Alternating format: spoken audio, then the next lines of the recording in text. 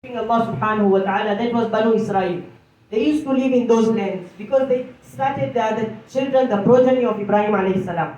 So they lived there, those places were their lands. But after Sulaiman alayhi salam, after some time, when they disobeyed Allah subhanahu wa ta'ala, they went against the commandments of Allah subhanahu wa ta'ala. Allah subhanahu wa ta'ala took them out. Allah subhanahu wa ta'ala expelled them from their lands. And when they were expelled, they went to Misr. They went to Egypt. They stayed in Egypt for a while. Then with Musa alayhi salam's help, they had for years they had that worry that we should return to our lands. We should return to our abai jagah par jana hai. Our parents, our elders' lands were that where Ibrahim alayhi salam came. So they wanted to go back in the initial years. But they couldn't go because it was Allah subhanahu wa ta'ala's punishment on them. Because they did whatever they did. And they disobeyed Allah subhanahu wa ta'ala. So they were out, they were zalil hue bahut salon tak, they were disgraced for years. Then after that, in the time of Musa alayhi salam, they asked Allah subhanahu wa ta'ala that we want to go back to our lands. And Allah subhanahu wa ta'ala gave them a task that you do certain tasks and then you will go back to your land. There's a long story short then. Well, initially they went back to their lands in the time of Musa alayhi salam. After that they lived there for years. After that again they disobeyed Allah subhanahu wa ta'ala, they misbehaved, Allah subhanahu wa ta'ala expelled them from their land again. And now at the hands of Nebuchadnezzar, Bukhtanasar, many of us know with that name, Bukhtanasar. He was a king and a kafir king who was at the time. He took over Masjid al-Aqsa and all those lands and he expelled those people from there. And when Sulaiman alayhi salam had built Masjid al-Aqsa, in Masjid al-Aqsa he used a lot of gold and a lot of heavy materials that were used in the building of Masjid al-Aqsa. So historians record that 120,000 cars, the vehicles that are pulled by animals, were taken by Nebuchadnezzar to his land, to the Nebuchadnezzar's land wherever he was. He took that gold and all the jewelries and everything from Masjid al-Aqsa to his place. Including that, there was a mimbar, takht, a stone that was used for Dawood alayhi salam and Sulaiman alayhi salam's Taj Poshi. Taj Poshi is crowning. When Sulaiman alayhi salam and Dawood alayhi salam were crowned, they were crowned on a certain stone, a holy stone, on which Allah subhanahu wa ta'ala had ordered Anbiya alayhi salam to be given risala and also the kings of Bani Israel to be crowned. So that stone was also taken by him. And then after that, when they became pious again, the Bani Israel, they obeyed Allah subhanahu wa ta'ala, they made tawbah, again they were returned to the holy lands. And now, when they returned there, they stayed there for a while. After that, Titus Rumi, when again Bani Israel went on disobedience of Allah subhanahu wa ta'ala after some years. Titus Rumi, a Roman king that at the time, came with the power and he took again all the things that were there, including that gold, 120,000 vehicles, plus he expelled Bani Israel from their king. And that was the time he broke that Ibadat Khana that was built by Sulaiman alayhi salam. It was a small Ibadat Khana. He broke it and left one wall only, which is called Western Wall, where the Jews do their prayers. It's called the Western Wall. And then he broke everything, and that small Ibadat Khana is regarded as Kaaba for Bani Israel because the Anbiya did Ibadat in that same room. So according to them, it's nothing less than a Kaaba. So for 2,000 years now, the Kaaba is on the floor. And they were expelled from there and they stayed out of their holy lands for years. They were looking for a Nabi to come that would take them back to their lands. They thought Isa alayhi salam would come. But when Isa alayhi salam came, they disobeyed him, they named him, and they didn't regard him as a Nabi of Allah. So Allah subhanahu wa ta'ala kept them in the adab and they stayed out of their lands. And then they thought that Nabi Muhammad sallallahu alayhi wa sallam would come and they would come back to their lands. They went to Medina, they stayed there. And in Medina, when they stayed, they thought that if Nabi sallallahu alayhi wa sallam would come from the progeny of Ishaq alayhi salam, but Muhammad sallallahu alayhi wa sallam came from the progeny of Ismail alayhi salam, which they didn't want, and they disobeyed Nabi sallallahu alayhi wa sallam and they went against Nabi sallallahu alayhi wa sallam. So now, After that, now they have been fighting to take that place back so that they can take over. According to them, if they take over Masjid Aqsa and all those places, they will rule the world. That is the basic thing that they want. Now, after Nabi Sallallahu Alaihi Wasallam, Umar radiallahu anhu's time came, and till that time, Masjid Aqsa and all those places were governed and were ruled by the Christian rulers, Roman Empire. In the time of Umar radiallahu anhu, the lands were taken back by Umar radiallahu anhu, and he did a treaty. In that treaty, it was written that the Christians and the Jews can come for worship and for ziyarah, for the visit, but they cannot stay there more than certain period of time, 3 days or 15 days, depending on the different narrations. But they cannot stay permanently there, and they can come for ibadah and go back. Now that started, and Umar radiallahu anhu's time passed by. After that, Khilafat Umawi, Khilafat Abbas. In Khilafat Abbas, in the last times, when the Khilafah became weak, the Christians again took over, and they removed the Muslims, and Allah forbid, they did a lot of dhulm, a lot of oppression on the Muslims, until historians say that rivers were filled with blood when they took over the Holy Lands. After that, around 90 years period passed. It was the occupation of the Christians. After that, Allah subhanahu wa ta'ala helped us with the help of Sultan Salahuddin Ayyubi rahimahullah. He came and he took over from the Crusaders. There was 2 wars that were fought, the big wars that were fought, Crusade 1 and Crusade 2 were fought in that time. And the lands were taken again by Sultan Salahuddin Ayyubi rahimahullah. In his time, it was 565 year of Hijrah, somewhere.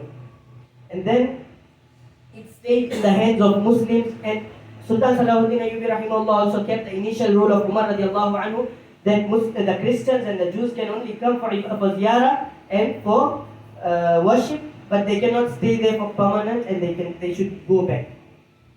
After that, the land stayed in the hands of Muslims for 721 years, until the last ruler of Khilafat Uthman, Sultan Abdul Hamid Thani rahimahullah.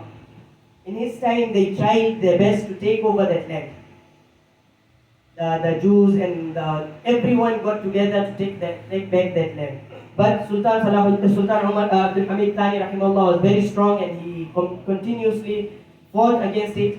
So he used to say that I can rip off my flesh, each and every piece of my flesh can go away, but I cannot give an inch of my land, which belongs to the Muslim Ummah, to you people.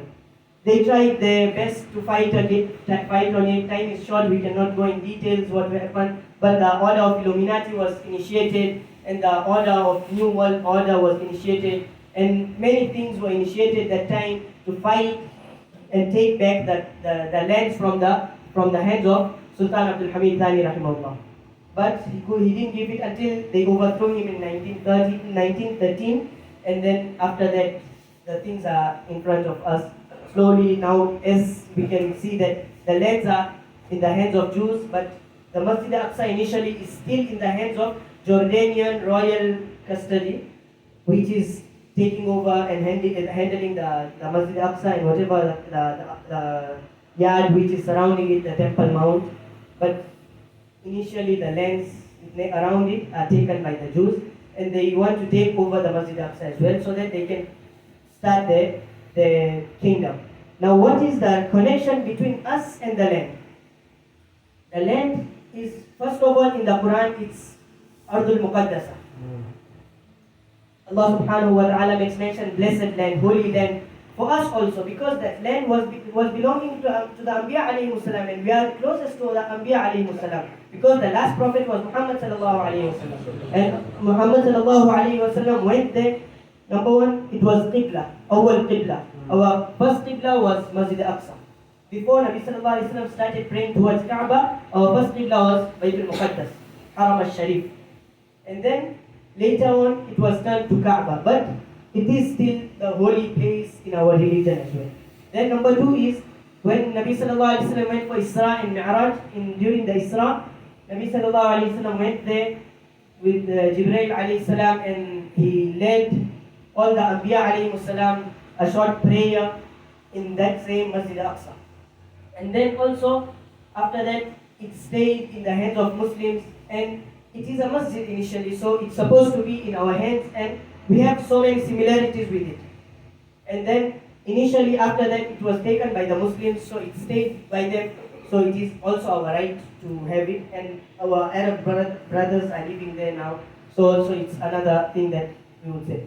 Then, Nabi sallallahu alayhi wasallam, during the Hijrah, when he went there was a stone there that used to be a tying point of the Buraq. Even Jibreel alayhi salam, whenever visited Masjid Aqsa, used to tie his Buraq there. There was a stone there. When Umar radiallahu anhu went there, he built a small dome there, and then later on was turned into Masjid by Banu Umayyah. So that masjid is called Masjid Umar ibn al-Khattab. It is the dome of the rock, or in Arabic we call it Qubbat al-Sakhra. It's also a masjid with a golden dome. And the initial Masjid al-Aqsa is under the ground. It's not on the ground. The Masjid al-Aqsa we see on the ground with silver dome. It is built by Sultan Salahuddin Ayyubi rahimahullah. The initial Masjid al-Aqsa is built by Sulaiman alayhi salam underground. Now, what Jews actually want is not the masjid. They want to take over the masjid, break the masjid, demolish the masjid, and now what they want is under the masjid. Under the masjid, what is there? Sulaiman alayhi salam, in his time when there was a fitna of magicians came, he took all those books and all those ta'wizat they used to use for the magic, and he hid under his ibadat khana that was there. So they say, the Jews think that those things are going to be our beneficial when we take over the world, and we will rule the world with those things. The other thing is Baqiyat Ali Musa wa Ali Harun. There is that taboo, there was a coffin in the time of Musa alayhi salam, in which there is asa of Musa alayhi salam kept. There is that qamis of Yusuf alayhi salam. When Ibrahim alayhi salam was thrown in the fire, there was a qamis that was sent from Jannah that was passed on by Yusuf alayhi salam, and later on it was kept in that sanduq, in that coffin. So that qamis is also there. So they have all those baqiyat of Anbiya alayhi salam, that they think that if they have those things, they will rule the world. And that is why they are taking it over. So these are the few things that I wanted to mention. But the Masjid Aqsa initially is very great than whatever we talk. It's very great than whatever we think. There is qabr of Anbiya alayhi salam nearby. There is qabr of Ibrahim alayhi salam in the Hebron. In Al-Khalil there is a masjid. There is qabr of Ibrahim alayhi salam, Yaqub alayhi salam, Ishaq alayhi salam, and many other Anbiya alayhi salam are buried in those surrounding areas. And also there is, they say that qabr of Musa alayhi salam is also there, but no one knows where initially it is. So these are the few qabr that are there. And then Masjid Aqsa itself has a lot of barakah, and Allah subhanahu wa ta'ala has made it a very holy place, a very Mubarak place. And then the Ashrat al-Sa'a surrounding it, the signs of Qiyamah, which Nabi sallallahu alayhi wa sallam made mention, that before Qiyamah, that Masjid Aqsa will come back Salimin, Ghalimin, in our hands, in the hands of Muslims.